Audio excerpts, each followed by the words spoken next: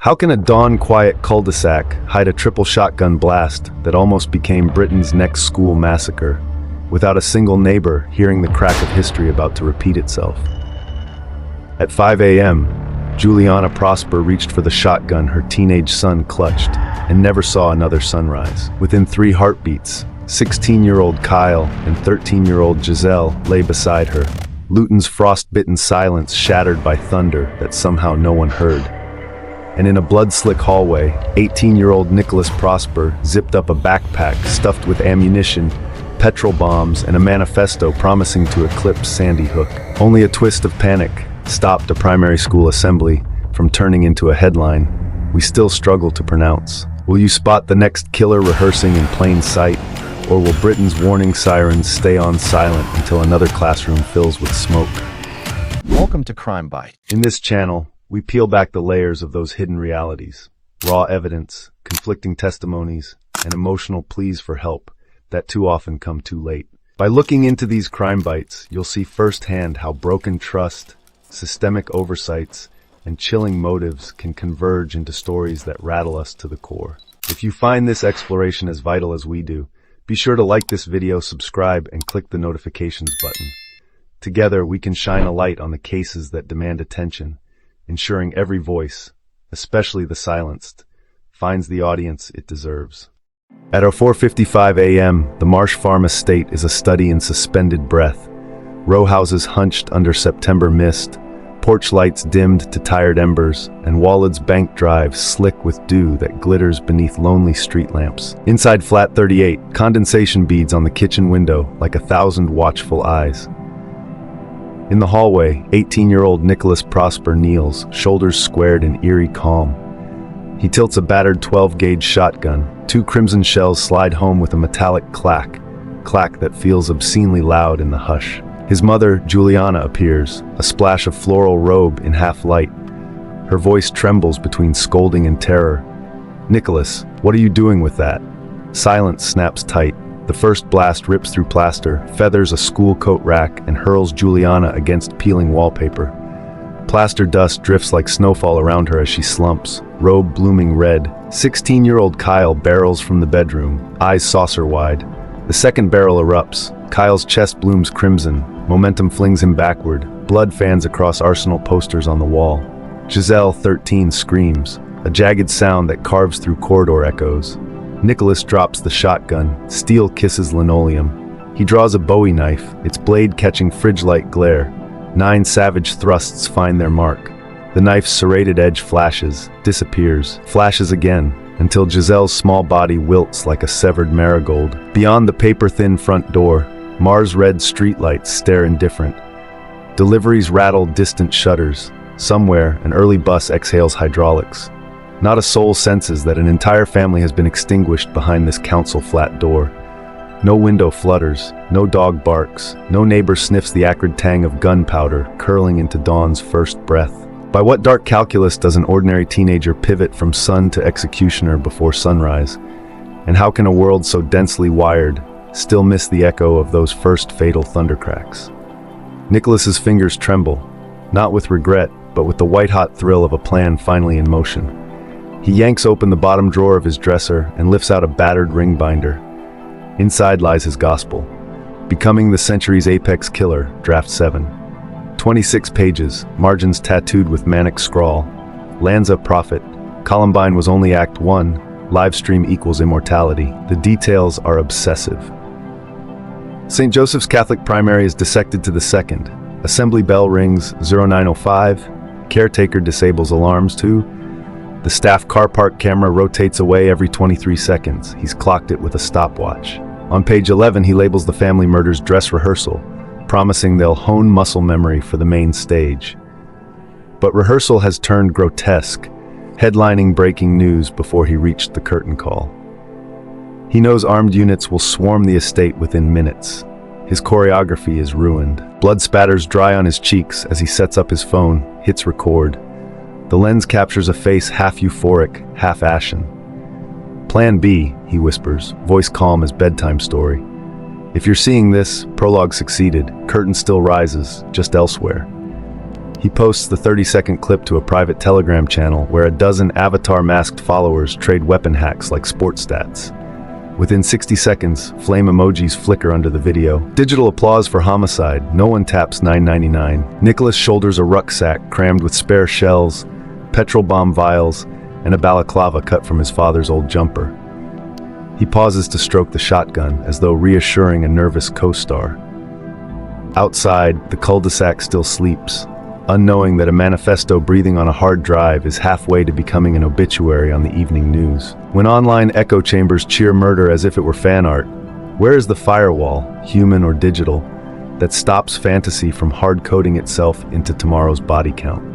Bleach still burns Nicholas's throat as he knots a black bin liner of gore-soaked clothes and heaves it into the wheelie bin, the plastic thudding like a muffled heartbeat. He slips his late brother's gray hoodie over fresh bloodstains, stuffs loose 12-gauge shells into a backpack, and shoulders a scuffed shotgun case. At 05:22, the neighbor's Ring doorbell captures him. Hooded silhouette, pale fingers slick with rusty streaks, gun case wrapping his knee. Bus 15B sized to the curb at a 5:35. CCTV shows him feeding coins to the driver. Brown-red smears flash beneath fluorescent farebox lights. He sets the case upright like a cellist guarding his instrument. Passengers glance, then politely avert their eyes. British decorum gagging instinct. Cameras splice his route across town. Dismount Marsh Road, duck through an alley he scouted on Google Street View, emerge on the Thameslink platform where he angles away from the main CCTV dome. Blind spots memorized during sleepless nights. Yet bravado curdles. In a McDonald's bathroom, he retches burger grease, bleach fumes, and something that tastes like regret. His phone vibrates. Telegram stats. Only 8 views, 2 fire emoji applauses. Fame isn't hatching. Panic needles him. Meanwhile, Bedfordshire police tweet his image at 7:43. Builders, baristas, and bleary commuters refresh feeds, scanning streets like amateur bounty hunters. A delivery van driver spots the hooded teen on Wingate Road, calls 999, tails him at 2 car lengths, the silent hound. Armed response units corner Nicholas by a mountain of used tires, blue strobes stain the dawn. He lowers the shotgun, fingers splayed. Is his surrender the flicker of a conscience, or merely a failed actor bowing when the spotlight refuses to shine? Custody Suite 3 hums under strip lights the color of migraine. Nicholas, clad in a crinkling paper suit, perches at a metal table, dried blood like rust freckles on his knuckles. Detective Superintendent Rebecca Lai clicks the recorder. Interview begins 10:17 a.m. Nicholas inhales, then monologues Massacre trivia, Columbine 13, Sandy Hook 26, Parkland 7, as casually as weather. He corrects Lai on shotgun choke sizes, boasts a 3-second reload, calls his family murders the necessary overture. Why start with your mother? Lai asks. Nicholas's eyes flatten.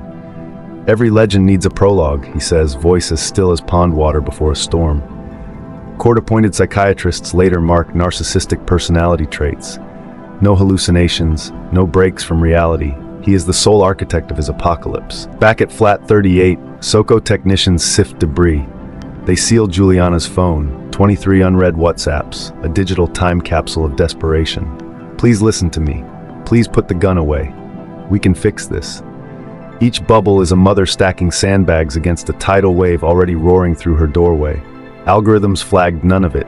They simply offered her Amazon deals on phone cases, while her pleas hung unread. When self-made monsters shout their blueprints into the void, why do our digital gatekeepers serve them more ammunition instead of a lifeline?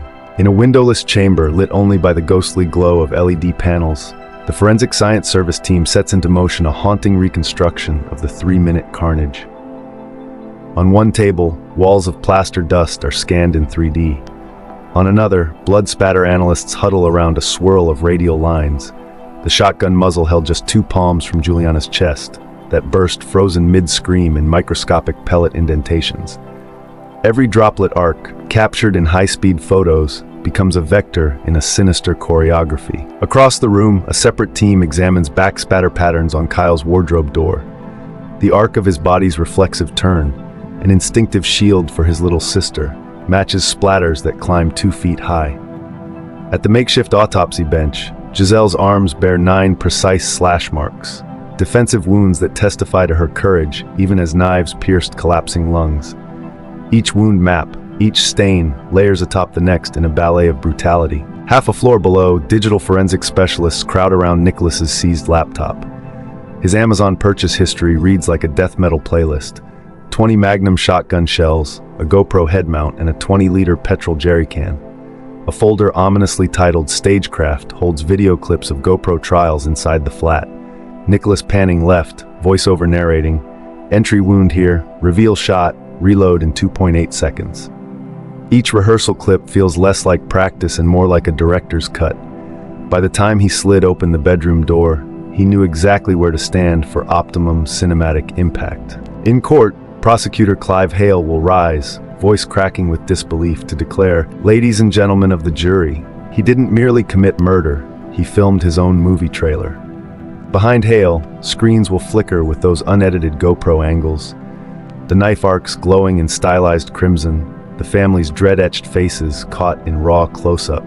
The gallery will gasp as the line blurs between real violence and calculated spectacle. If e-commerce algorithms can nail your shoe size and predict your next binge watch, why can't they flag a teenage arsenal and manifesto scripts festering in recommended-for-you silence before the next performance goes live? Metal detectors whine, journalists jostle. The Old Bailey hasn't buzzed this hard since the Lee Rigby case. Nicholas steps into the dock in a navy suit, scanning for cameras like a red carpet star. Prosecutor Hale calls him a curator of carnage. The defense pleads autism, bullying, loneliness. Jurors watch the telegram clip. Nicholas, face speckled, whispering, "See the headlines tomorrow." Some jurors avert their eyes, others freeze, morbid spellbound. Defense witnesses are scarce. Psychiatrist Dr. Ellen Thirlwell states, "Not delusional, deliberate. When a courtroom becomes a catwalk for infamy, can justice convict without amplifying the murderer's brand?" Judge Chima Grubb needs 7 minutes to dismiss mitigation. Premeditated, cruel, driven by thirst for notoriety. She hands Nicholas life with a 49-year minimum, adding 12 years for firearms, de facto coffin incarceration. Cameras catch him blinking, calculation aborted. Public backlash flares. Why isn't 49 years a whole life term? The Attorney General refers the case under the unduly lenient sentence scheme. First test of 2022 law allowing whole life for 18-year-olds in exceptionally grave murders. Twitter divides. Rehabilitation for youth versus lock him till the sun burns out. Should age temper justice when the killer's dreams were ageless nightmares? St. Joseph's Catholic Primary installs bullet-resistant glass, hides scars that never physically formed. Children practice quiet corners. Teachers tape stethoscopes to doors to hear footsteps sooner. A memorial of teddy bears grows on Walled's Bank Drive. 3 cherry saplings are planted, one for each prosper fallen leaf. Media maelstrom spotlights shotgun license loopholes, while mental health advocates shout about referral wait lists that outlast adolescence. Gun rights activists counter, Nicholas forged papers, the system worked. The argument ricochets across talk radio and vanishes into static, leaving the saplings to measure seasons in silence. Will policymakers chase the loudest headline fix, or cultivate deep-root vigilance beneath the noise? September 2025. Barristers in horsehair wigs parse legislative commas before Lord's Justice. Crown argues Nicholas deserves whole life. Triple familial homicide plus foiled mass school slaughter equals rare and exceptional gravity. Defense brands it vengeance disguised as precedent. Families of Dunblane victims submit letters. Let no timeline grant him daylight. Legal academics warn. Overreach risks appeals cascade. Decision postponed. Meanwhile, Nicholas pens diaries, fantasizing alternate realities where he streams assembly chaos. Prison staff debate destroying pages or studying them. Can a legal system balance deterrence, retribution, and the remote ember of redemption, or must one principle always smother the rest? Nicholas rots in Belmarsh G-Wing, counting days like tally marks into infinity. He requests philosophy books, rejected. He requests crime statistics, denied. He settles for Sudoku, yet still drafts blueprints of horror in invisible ink, lemon juice that only heat can reveal. Guards confiscate them anyway. Outside, the Prosper Prevention Bill crawls through Parliament. Live shotgun certificate verification, algorithmic flagging of teenage bulk ammo orders, cross-platform manifesto keyword alerts.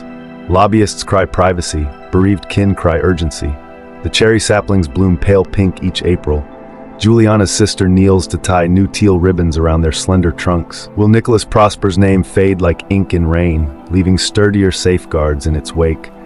Or will bureaucracy bleach memory until another lone teen rehearses murder in a bedroom mirror? We've traced every chilling minute of the Prosper family tragedy, from the shotgun's first click in a dark hallway to the gavel that locked an 18-year-old away for half a century. Yet one question still hangs in the frost-tinged air of Luton. What will we do to stop the next manifesto from blooming in a teenager's bedroom? Join the conversation. Should whole life sentences apply to offenders under 21 when their crimes aim for mass carnage? Do real-time shotgun certificate checks and algorithmic red flag alerts go far enough, or do they barely scratch the surface? How can communities spot digital radicalization before it bleeds into living room horror? Drop your thoughts, solutions, or even your local success stories in the comments. Your insight might light the path that keeps another family safe. If this deep look opened your eyes, let the algorithm know. Smash that like button. Become part of our relentless true crime crew. Hit subscribe. And for first alerts on our next investigation, ring the notification bell so YouTube pings you the second a new case drops. Thank you for watching, for caring, and for refusing to let silence write the next headline. Stay aware, stay vocal, and never overlook the warning signs hiding in plain sight.